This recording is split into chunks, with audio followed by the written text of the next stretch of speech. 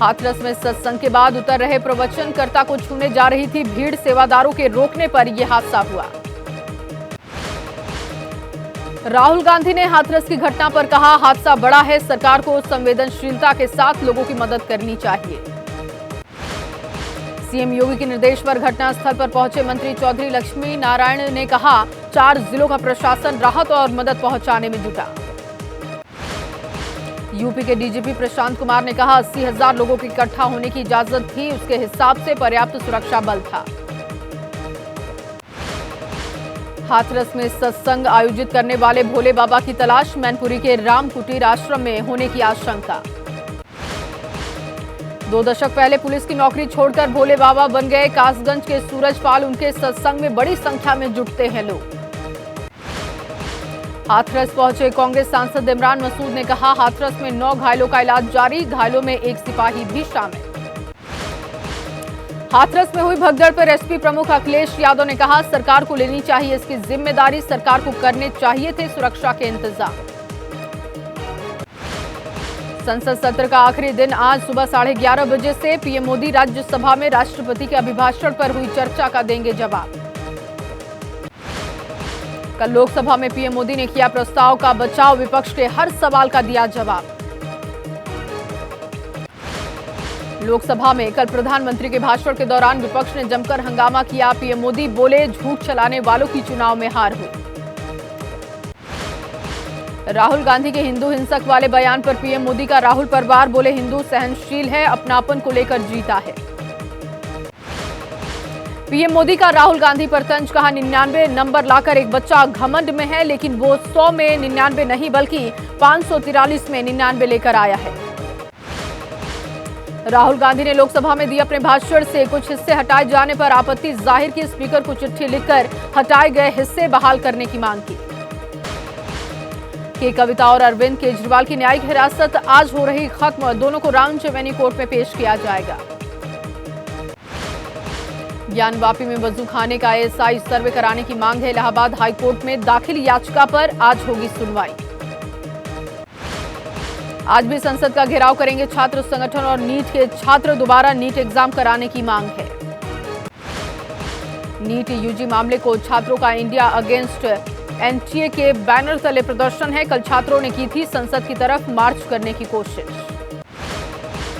राहुल गांधी ने पीएम मोदी को लिखी चिट्ठी, नीट विवाद पर की सदन में चर्चा कराने की मांग।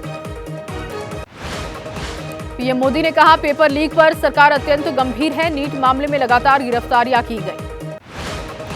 शिक्षा मंत्री धर्मेंद्र प्रधान ने कहा, सरकार पेपर लीक की घटनाओं को रोकने के लिए अत्यंत गंभीर।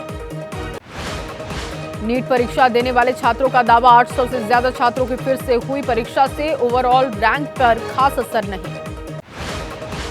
ग्रेस मार्क्स वापस लेना भी समाधान नहीं, दोबारा कराई जाए परीक्षा। नीट पेपर लीक मामले में 6 जुलाई तक सीबीआई कस्टडी में आरोपी, मुंबई में जिला अदालत ने आदेश दिए। अगस्त में हो सकती है नीट पीजी परीक्षा, सूत्रों के हवाले से खबर, ऑनलाइन होनी है परीक्षा। 2021 में हुई रीट और एसआई भर्ती परीक्षा के पेपर लीक का मामला है, राजस्थान में फरार चल रहे 3 शातिर इनामी गिरफ्तार हुए। बारबाडोस में फंसी भारतीय क्रिकेट टीम के आज दिल्ली पहुंचने की उम्मीद है, शाम 7:45 पर दिल्ली पहुंच सकती है टीम।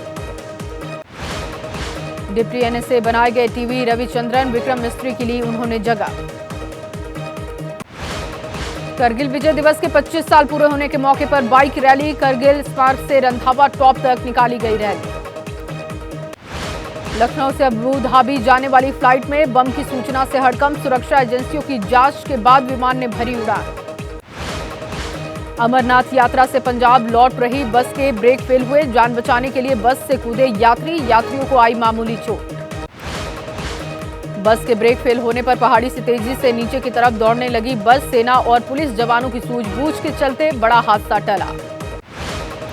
अमरनाथ यात्रा को लेकर तीर्थ यात्रियों में जबरदस्त उत्साह है, यात्रा मार्ग पर मिलने वाली सुविधाओं की तारीफ कर रहे श्रद्धालु। यूपी के फतेहपुर में सामने आया अजीबोगरीब मामला, एक युवक को महीने भर के भीतर 5 बार सांप ने काटा, घटना से दहशत में गांव के लोग। आधे हिंदुस्तान में बाढ़ और भारी बारिश ने बढ़ाई मुसीबत। गुजरात के सूरत, जूनागढ़ समेत असम के कई शहरों में सैलाब का सितम। पहाड़ से मैदान तक आसमानी आफत से हाहाकार। पूर्वोत्तर भारत, बिहार, झारखंड, बंगाल, गुजरात और मध्य प्रदेश में कई इलाकों में आज भी भारी बारिश के आसार हैं। गुजरात के अमरेली में सैलाब का सितम। लगातार बढ़ते नदी के जलस्तर से सहमे लोग। भारी बारिश के बाद जूनागढ़ में एक पुल तक भरा पानी। नदी के पास बसे लोगों के सामने सैलाब का संकट गहराया। इलाके की बिजली भी काटी गई। जूनागढ़ से बाढ़ की डराने वाली तस्वीर आई है सामने। बेहिसाब पानी से नदियों का जलस्तर बढ़ा। आसपास के इलाकों में घुसा नदियों का पानी। असम में बाढ़ से जूझ रहे गोलाघाट के लोगों के बीच पहुंचे सीएम हिमंता बिस्वा शर्मा। राहत शिविर का जायजा लिया। उत्तराखंड में भारी बारिश के बाद गिरा मुसीबत का पहाड़। हाईवे पर गिरे मलबे की वजह से सिलवन में ऋषिकेश गंगोत्री हाईवे बंद। दिल्ली में बाढ़ फिर दे सकती है दस्तक। एबीपी न्यूज ने की बाढ़ से निपटने की तैयारियों की पड़ताल। वजीराबाद बैराज और आईटीओ बैराज पर दिखी प्रशासन की लापरवाही।